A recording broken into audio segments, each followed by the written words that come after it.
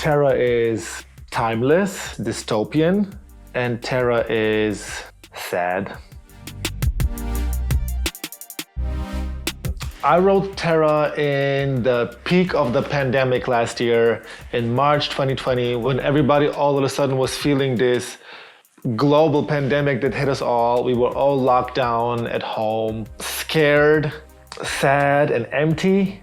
I wanted to make a song that pretty much captures that vibe of the world back then that we still live in somehow, but back then it was like brand new. This feeling that we had it all, we were living our lives, and then all of a sudden something comes and everything changes, and it was something that nobody was expecting. It put us in a different dimension, in a new reality, basically like a glitch in the Matrix. I wrote the song, I wrote the melody. For the lyrics, I worked with Alexander Harris, a lyricist from New York. I created the beat myself along with Nick Morzoff, who's a very good producer based in LA. It's the same guy who also did Yerba, my previous song featuring Juicy J. Hi, Nick. So the message behind the video is very much the same as the message in the song. I wanted to really show the loneliness that we have right now, even though we are so far advanced as a civilization, even though we are so ahead and we have come so far as a human species, but in this moment we are so alone. And that's why in the video you see only me, you see these tall buildings, you see city, you even see cars, but you don't see any other human. I wanted to show me and nothing else around.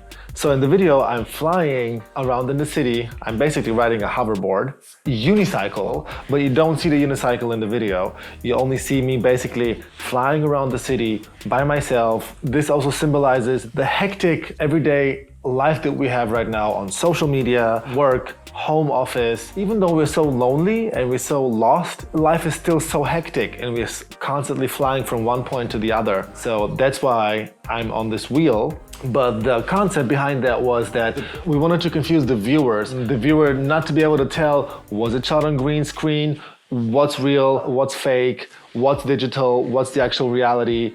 Just like right now, we don't really know. We feel like we're in a new dimension, but we are still in the same reality due to COVID, due to all the lockdowns, this glitch in the Matrix. And that's why there are a lot of special effects in the video. For the special effects, we worked with Ivan, who is the same guy who also did the special effects for Yerba, Hey Mami.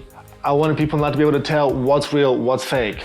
So that's why we have a lot of shots who look like they are green screen, but they're not green screen. The video shoot itself was very interesting because it was a very small crew. I've never had such a small crew in my life. But in this case, we had to keep it to only 4 people because we had to be very mobile as a unit.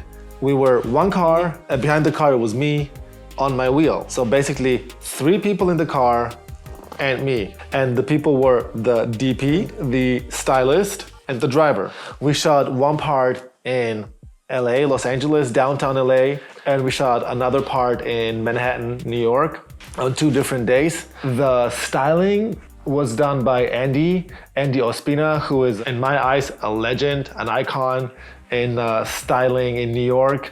And basically all of us, we didn't really know if we can do this because we were shooting in the middle of the biggest lockdowns. The city was empty, there was no people, and we weren't quite sure, can we do this? Is this legally allowed? Are we gonna be stopped by police?